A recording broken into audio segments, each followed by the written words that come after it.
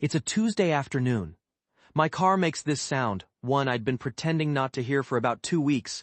I pull into a parking lot, and I just sit there, and I open my banking app. Not because I thought the money was there, I just needed to check. Hoping, I guess. It wasn't there. And the thing is, it wasn't even really about the car anymore. It was that feeling, that one bad Tuesday could just unravel all of it. Everything I'd been carefully holding together. I want to show you exactly why that keeps happening, and I promise, it has nothing to do with how hard you're working. First thing I want to say, and I mean this, you're not irresponsible. I know that might sound like something people just say, but I need you to actually hear it, before any of the rest of this is going to land. You pay your bills, you show up, you've probably already cut things.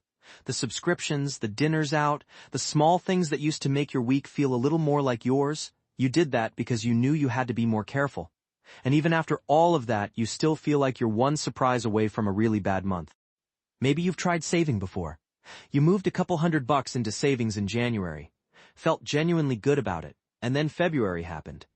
Car registration, a vet bill, a week where your hours got cut and the math just didn't work.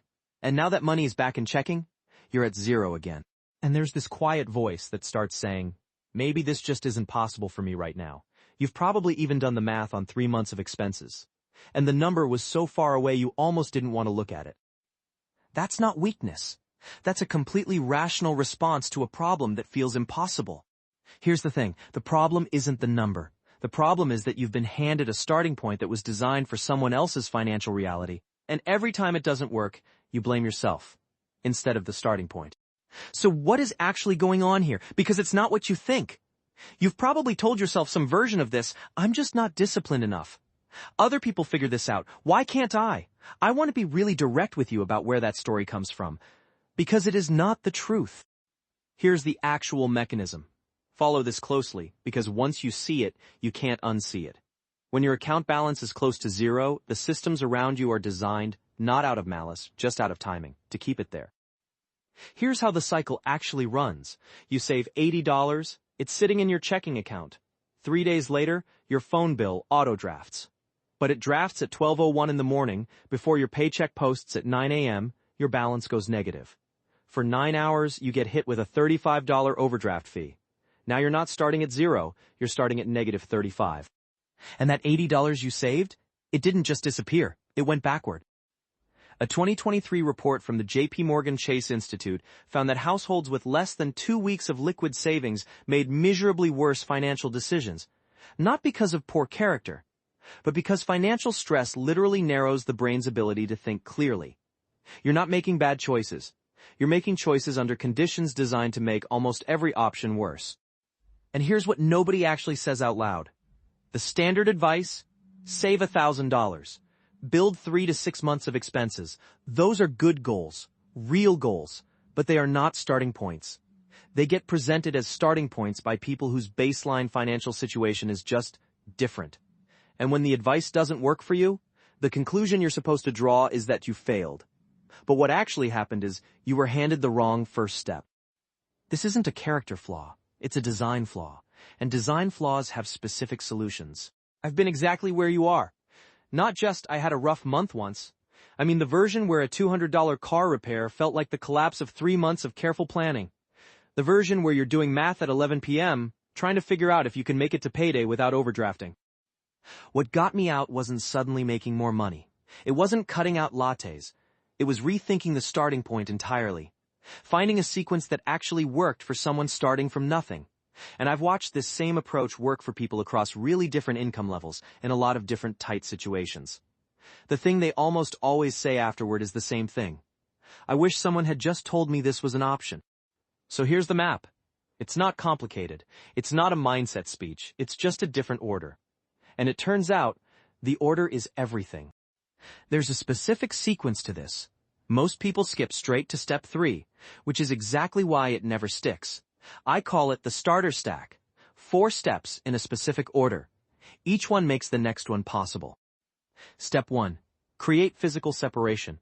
The reason most savings get spent isn't willpower, it's visibility.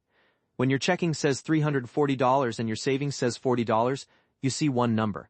380. The 40 is invisible until it isn't. Until something comes up and you pull it back over without even really deciding to. Here's what changes that. Open a free savings account at a completely different bank than your checking. Somewhere with no debit card attached. Somewhere that takes a day or two to transfer money out of.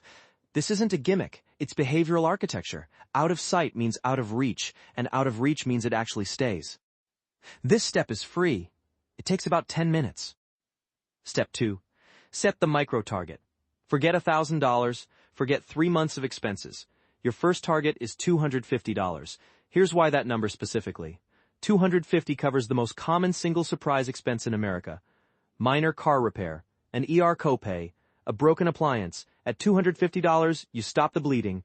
One bad Tuesday stops being a financial emergency and starts being just an inconvenience. That's a real shift. Write it down somewhere you'll see it. That is the entire goal right now. Nothing else. Step 3. Automate the smallest honest amount. Not $100, not $50.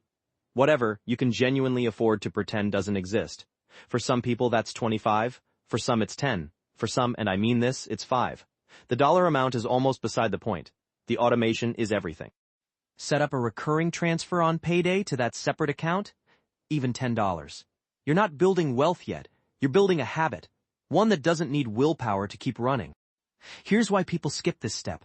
They think the amount is too small to matter. But a $10 automatic transfer runs 52 times a year.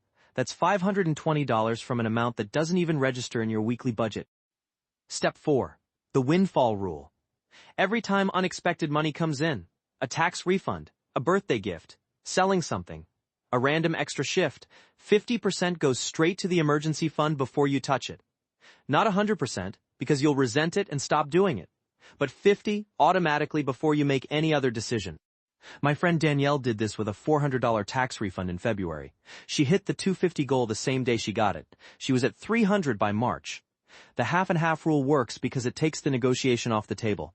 You never have to fight yourself about it. Here's what this looks like in practice. $10 a week on auto transfer. 2 small windfalls in a year.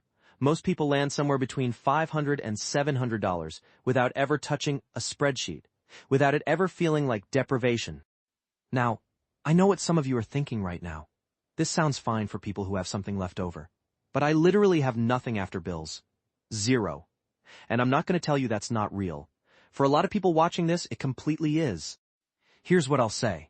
The $10 is a placeholder. The automation is the actual point. If $5 is the honest number for where you are right now, use $5. The habit is what compounds, not the dollar amount. A $5 auto transfer that runs every payday for a year is $130 you didn't have before, without a single decision, without a single moment of white-knuckling it. That's not nothing. That's a car repair that doesn't go on a credit card. And here's what surprises people most. The moment you have even $50 sitting in a separate account, which sounds laughably small by any standard savings advice, your decision-making actually changes. Not because you're suddenly wealthy, but because you have one buffer between you and the next surprise. And that buffer changes what options feel available to you. Start there. Get to 50. Then 100. The 250 comes faster than you'd think once the habit is actually running. Remember that moment I described at the start? Sitting in a parking lot, opening the banking app? Not because you thought the money was there, just hoping it was. That version of you wasn't failing. That version of you just didn't have the right starting point yet. You do now. Before this video ends, do one thing. Open a new savings account, free, different bank, no debit card. Set up an automatic transfer for whatever amount feels invisible. $5, $10, whatever's honest. Name the account emergency only. That's it, 10 minutes. That's the step that changes everything downstream. If this helped, subscribe. I put 2 of these out every week and they build on each other. And if you want to go deeper on actually finding money to save when your budget already feels completely locked, I've linked that video right here. Watch that one next.